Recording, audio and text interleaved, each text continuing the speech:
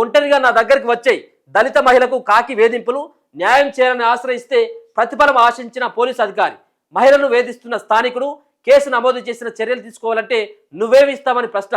సిబ్బందితో రాత్రి ఫోన్ చేయించి ఒత్తిడి పెంచుతున్న పోలీస్, మీడియాకు బాధితుల గోడు. చూడు బాధితురాలు గోడు. ఏమని చెప్పాలి? ఈ కాకి అనాలనా లేకపోతే ఈ ఏమనాలి? ఇప్పుడు ఆమెకు ఒక యువకుడు వేధిస్తూ ఉన్నాడు, నన్ను ఇబ్బంది పెడుతున్నాడని పోలీసు దగ్గరికి పోతే పోలీసు కూడా ఇదే కథ. ఏం చేయాలి వీళ్ళని? ఇగో ఎక్కడ ఇది? వేధిస్తున్నాడు, న్యాయం చేయండి అని వేడుకున్న మహిళకు ఇదో కొత్త రకం వేధింపులు. గౌరవప్రదమైన వృత్తిలో ఉన్న అధికారి మరీ నీచపు పనికి దిగజారిన దుస్థితి. ఒంటరి మహిళ అని కూడా చూడకుండా మానసికంగా కుంగిపోతున్న ఆమె దయనీయ స్థితిని పట్టించుకోకుండా కోరికను బయట పెట్టుకుని దిగజారిన కాకి వైనం. కేసు పెట్టాలంటే పేచి పెట్టకుండా ఒంటరికి రావాలి, ఫిర్యాదు పట్టించుకోవాలంటే కనీసం లాలించాలి అని బుద్ధి బయటపెట్టి తన కరుడుగట్టిన కఠిన్యాన్ని చూపిన ఆఫీసర్ వక్రం ఇది. పేరుకే ఫ్రెండ్లీ పోలీసింగ్ తప్ప మా తరాక మారదు, ఎన్ని గుణపాఠాలు చెప్పినా మా అక్రమ బుద్ధి తీరదు అన్నట్టు వ్యవహరించే శాఖకే మచ్చగా మారిన ఆ పోలీస్ ఆఫీసర్ ఉదాంతం చర్చనీయాంశమైంది. చేసేది లేక న్యాయం దేవుడెరుగు, కనీసం బతకైనా బతకనివ్వండి అని వేడుకునేలా ఆ ఒంటరి మహిళను వేధిస్తున్న వ్యవస్థ తాలూకు ఉదాంతం ఇది. వివరాలు కనుక మనం చూస్తే, నగరంలోని కోర్టుకు సమీపంలో ఉన్న డివిజన్ పోలీస్ కార్యాలయం అది.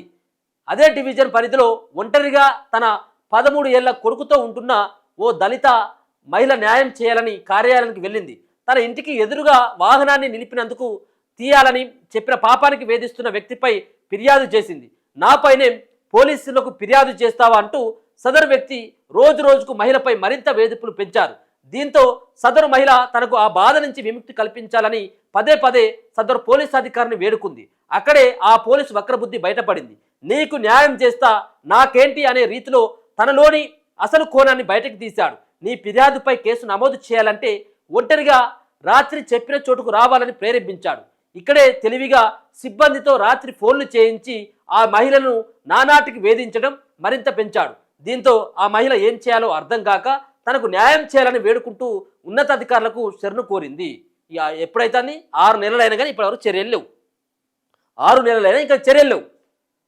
తనను డివిజన్లోని సదరు వ్యక్తి వాహనం పక్కకు తీయాలని చెప్పిన పాపానికి నిత్యం తిడుతున్నాడని, మానసికంగా వేధిస్తున్నాడని గత జూన్లో ఫిర్యాదు చేసినా ఇప్పటికీ చర్యలు తీసుకోలేదని బాధితురాలు మీడియా ఎదుట వాయిపోయింది. తనను రోజు లైంగికంగా వేధించడమే కాకుండా ఒకదానివే ఉంటున్నావు, నేను లేనా అనే అసభ్యకరమైన మాటలతో చిత్రవదకు గురి చేస్తున్నాడని చెప్పిన పోలీస్ అధికారి పట్టించుకోవడం లేదని గోడు వెళ్ళబోసుకుంటుంది. గత సంవత్సరం జూన్లో పేరుకు కేసు పెట్టిన చర్యలు మాత్రం సదరు అధికారి పూనుకోవడం లేదు. లైంగికంగా వశపరుచుకోవాలని చూస్తున్నాడని ఆవేదన వ్యక్తం చేసింది. ఫిర్యాదు చేసిన వ్యక్తికి చట్ట ప్రకారం ఇబ్బంది కాకుండా కేసు నమోదు చేశారని కన్నింటి పరిమితమైంది. నిజానికి అతడొక్కడే తనను వేధిస్తే కేసు మరో 2 గుర్తు తెలియని మహిళల ప్రస్తావన తీసుకొచ్చి ఆ వ్యక్తికి చట్టపరంగా ఏమీ కాకుండా పోలీసులు ముందే జాగ్రత్త పడ్డారని సదరు దళిత మహిళ వాపోయింది.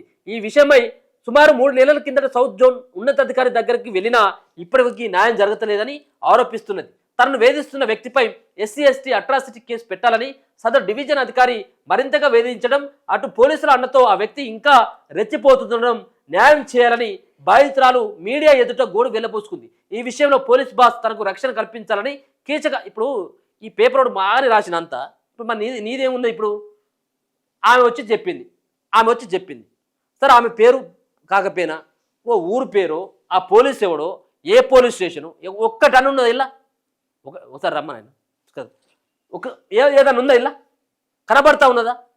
ఇప్పుడు నువ్వు రాసినావు, ఇప్పుడు ఏమైంది? ఇలా నువ్వు రాసినావు కదా ఏమని?